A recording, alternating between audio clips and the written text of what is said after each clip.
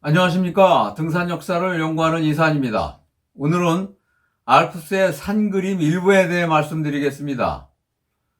알프스 등산 역사에서 산을 대상으로 풍경화를 그린 수많은 화가들이 있지만 다 열거할 수는 없고 그중 대표 풍경화가 몇 명만 소개를 하겠습니다. 알프스 고산에 산악인만 산에 간 것이 아니라 예술가들, 특히 낭만주의 작가와 시인도 아름다운 알프스 경치를 보고 여행하며 수많은 글을 남겼습니다.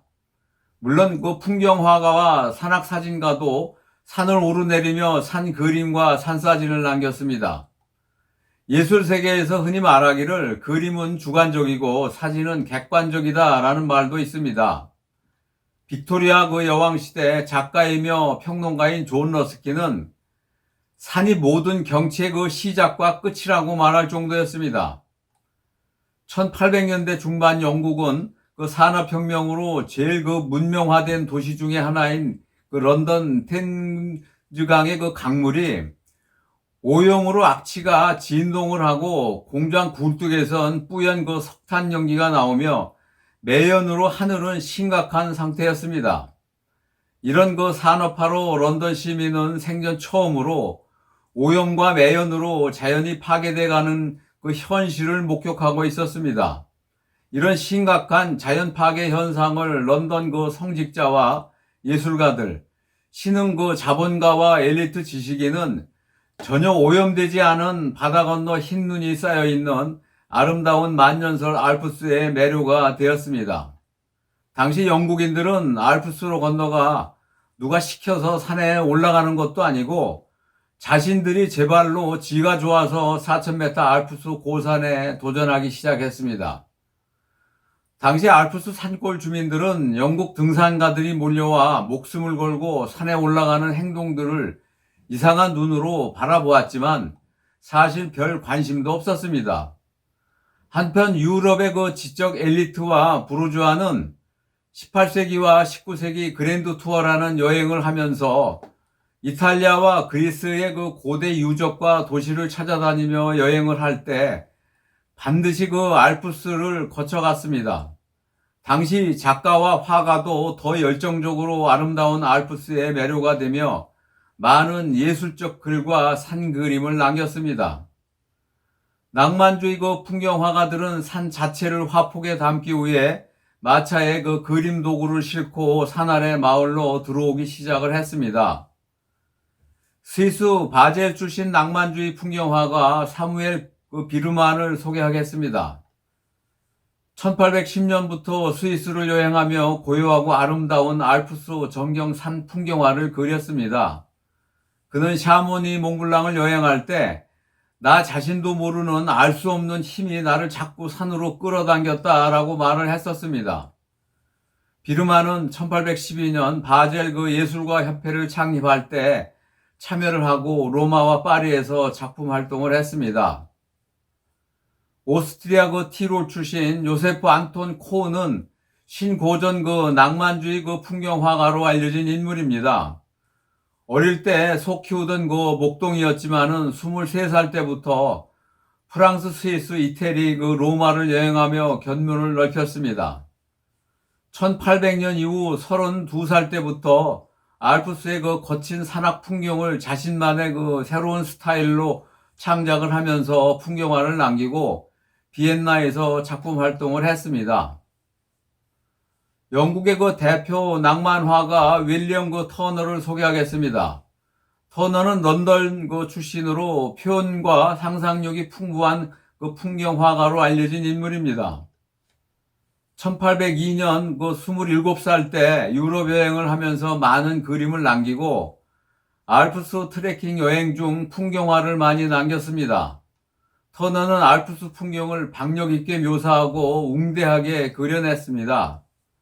그는 알프스 여행이 새로운 예술 개척지라고 생각을 하고 정기적으로 알프스를 방문해 알파인 그 스케치북을 남겼습니다. 미술평론가 존 러스키는 터너를 자연 분위기를 묘사한 최고의 그 화가라고 극찬할 정도였습니다. 러스킨이 저술한 현대 화가론도 터너를 위한 것이라고 말했습니다. 그는 3만 점 이상의 작품을 남기고 1851년 76살에 그 런던서 사망을 했습니다. 예술가 집안에서 태어난 하이니 라인홀트는 독일 그 튜링겐 그 출신으로 풍경화가이고 조각가이며 일러스트레이터이기도 했습니다.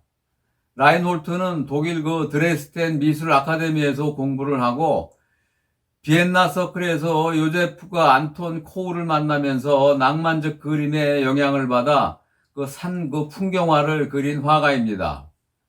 라인홀트는 자연에 대해 그 새로운 시각과 생각을 가지고 화폭에 그 전달한 화가로 세련된 그 구성미를 표현했다고 합니다. 독일 그 미술 발전에 결정적으로 영향을 끼친 화가로 평가를 받았습니다. 노르웨이 화가 토마스 펀니를 소개하겠습니다. 그 펀니는 남부 할덴 출신으로 부유한 그 상인 아들로 태어나 12살 때부터 노르웨이 국립 그 공예 예술 아카데미를 거쳐 코펜하겐과 스톡홀름 예술학교에서 그림 공부를 한 그 낭만주의 화가로 알려진 인물입니다. 1828년 그 26살 때부터 유럽 도시들을 여행을 하면서 작품 활동을 하고 스위스 그 마이랭겐과 그렌델발트에서 알프스 풍경화를 남겼습니다. 마르쿠스 페른하르트는 오스트리아 출신으로 낭만적 풍경화를 그린 선구자로 알려진 화가입니다. 페른하르트는 그림도 좋아했지만은 그 산이 좋아 열정적으로 산에 오른 산악인으로 오스트리아 알프스에서 등반도 했습니다.